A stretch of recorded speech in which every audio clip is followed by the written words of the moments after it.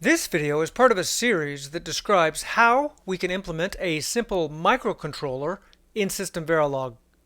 In previous videos, we went over the Verilog code involved in instruction execution, and in this video, we'll be stepping through the execution of our first program.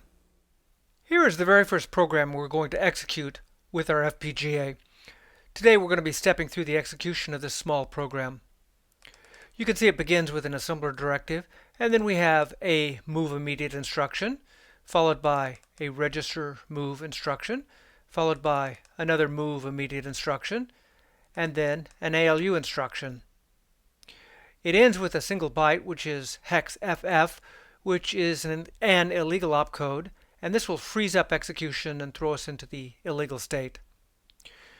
During the execution, we'll be looking at the A and B registers, and at this point here, after the ALU instruction, we should see the A register containing hex 46.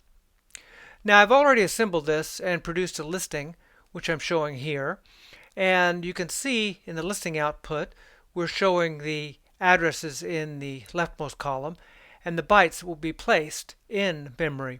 So in locations 0 and 1, we have the 2 bytes of the first move immediate instruction, and you can see the immediate value there.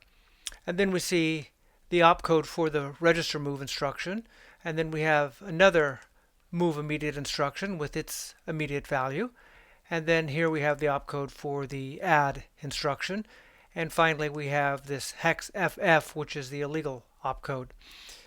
I've already run the Lattice Semiconductor software to build the FPGA, and I've already flashed the FPGA. So now we're ready to run our little program.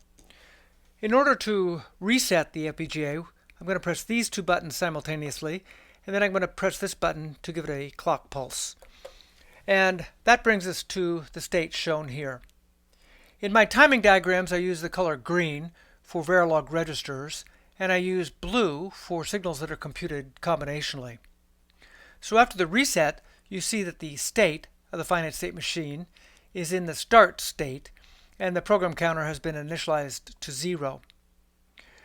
When we're in the start state, we will feed the program counter to the memory module combinationally, and so the value of 0 is fed to the memory module, and on the next clock pulse we'll be getting some data out of the memory that we can use. So let's go ahead and pulse the clock. So on the rising edge, which is represented by this line here, we see that the registers are loaded. From the start state, we always go into the fetch state and increment the program counter.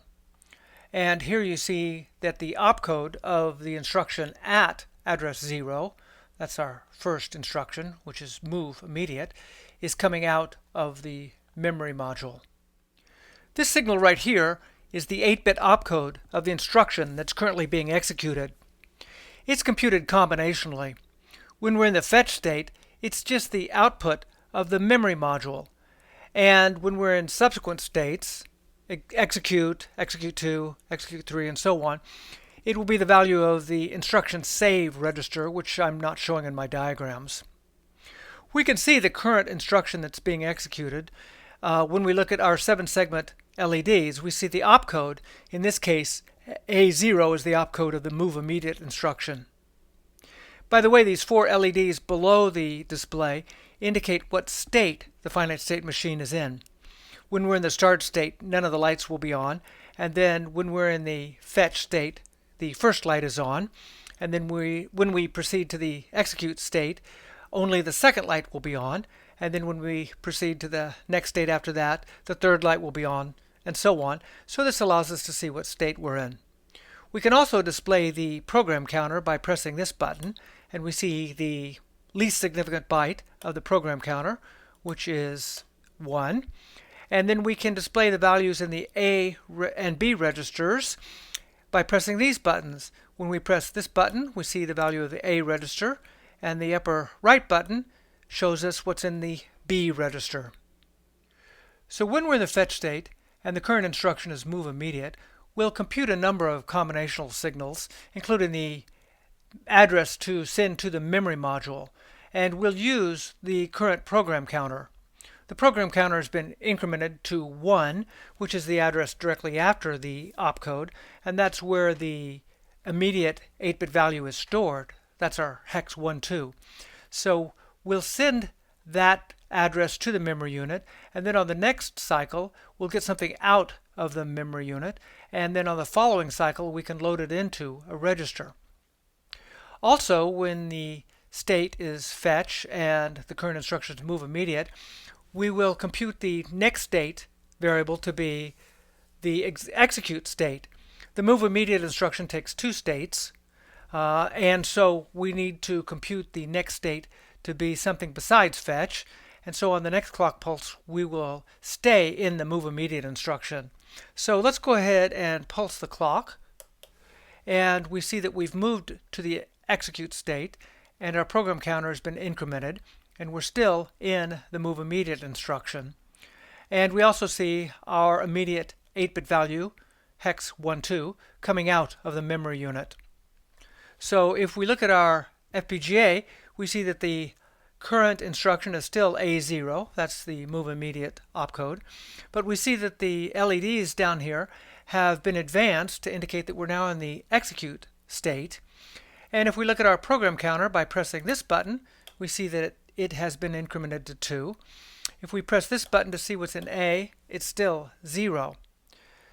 So when we're in the execute state, we'll supply the program counter to the memory because we need to go ahead and fetch the next instruction. That would be the register move instruction. So that's provided to the memory unit in preparation to fetch the next instruction. But we also compute some combinational signals for the register unit. In particular, we're going to be updating one of the registers, so we need to raise the register write enable line for the 8-bit registers, and we need to provide the address of the register we want to update. So that's a 3-bit field that's coming out of the current instruction. And we also need to provide the 8-bit data input to the register module, and for that we'll just use what's in or coming out of the memory module. So on the next clock pulse, which I will do here, we see that we are loading the A register with the immediate value. We're also moving into the fetch state. Our program counter is incremented, and the value that comes out of the memory is the next opcode. That's the opcode of the register move instruction. So we can see our 7-segment display shows hex 41, which is the opcode for the register move instruction. We can also check the A register, and we see that it is now hex 12. The program counter has been incremented to 3, and the lights indicate that we're back in the fetch state. Now let's take a look at the register move instruction. This instruction will require only one cycle, so after this fetch state we'll go into another fetch state for the following instruction. So in order to use this cycle to fetch that next instruction, we will provide the program counter to the memory unit combinationally. So the address going into the memory unit is 3, which is the address of the opcode of the instruction following the register move instruction. For the register move instruction, we'll copy a value from one register to another. So we need to send some signals to the register module. The register update will occur on this rising edge right here, but in this cycle we'll provide the appropriate signals to the register module, which I've symbolized right here.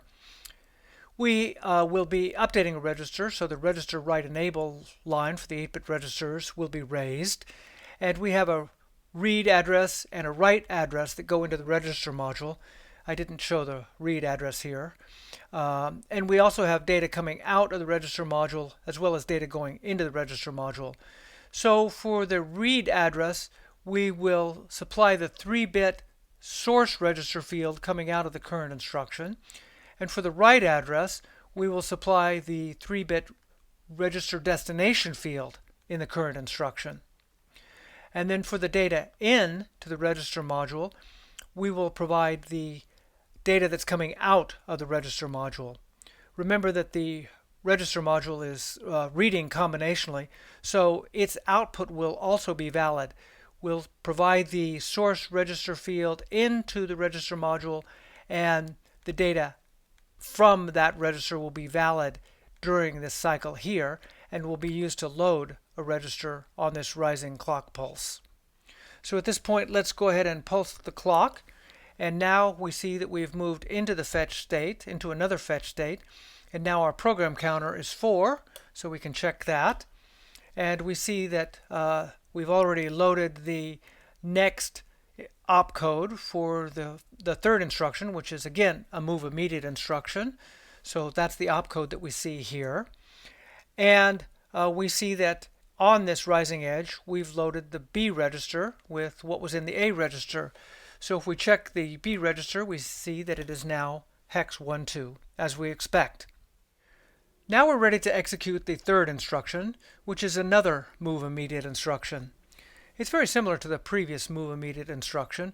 So in order to save some space and not run off the edge of the page, what I'm going to do is I'm going to just shift things over a little bit.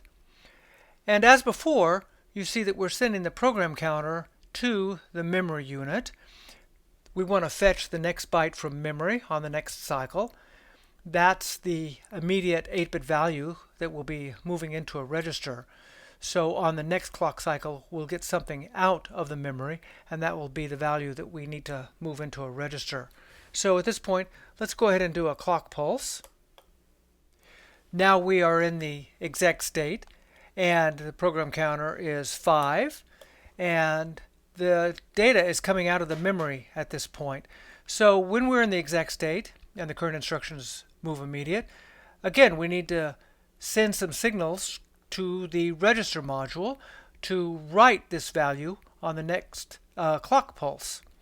So we have the write enable signal, we have the register write address, and the data in. For the write address, we are pulling the 3-bit destination register field out of the current instruction. And for the register data in, we are supplying what's coming out of the memory. And so all of those signals are valid on this cycle. And on the next clock pulse, we will go ahead and write into the A register the value that came out of memory here. We also move to the fetch state, so we see that we're in the fetch state. We can check our program counter. It is 6.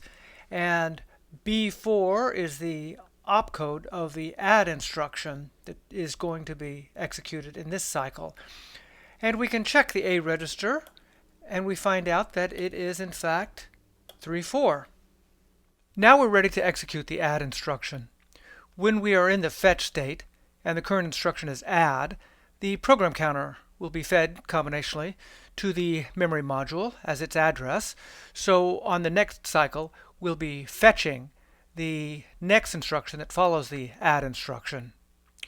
The add instruction is one of the ALU instructions, so it's going to be updating the A register with the results from the ALU. So we need to supply a number of signals to both the ALU and the register units to affect this operation.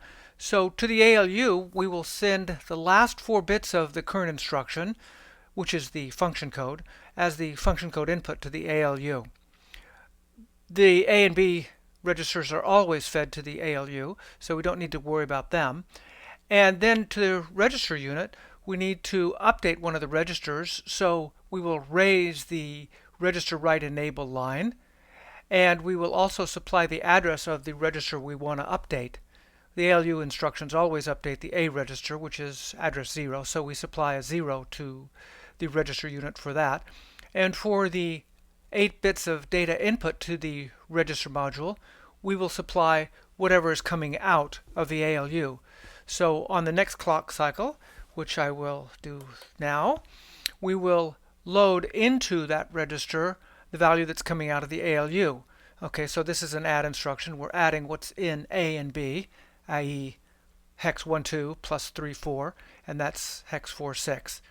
So now we see that we're in the fetch state, and our program counter is 7, and our current instruction is FF. We've fetched the next byte, and that's our illegal opcode. And if we check what's in the A register, we see that it is in fact 46 as we expect. So this program works as we expect. Now what happens? Well, we are in the fetch state with an illegal opcode, and for that we will compute our next state to be the illegal state, and we'll basically just stay in the illegal state. Nothing will happen. We won't increment the program counter, and we will just stay there. The registers will be unchanged, and we'll stay in the illegal state forever.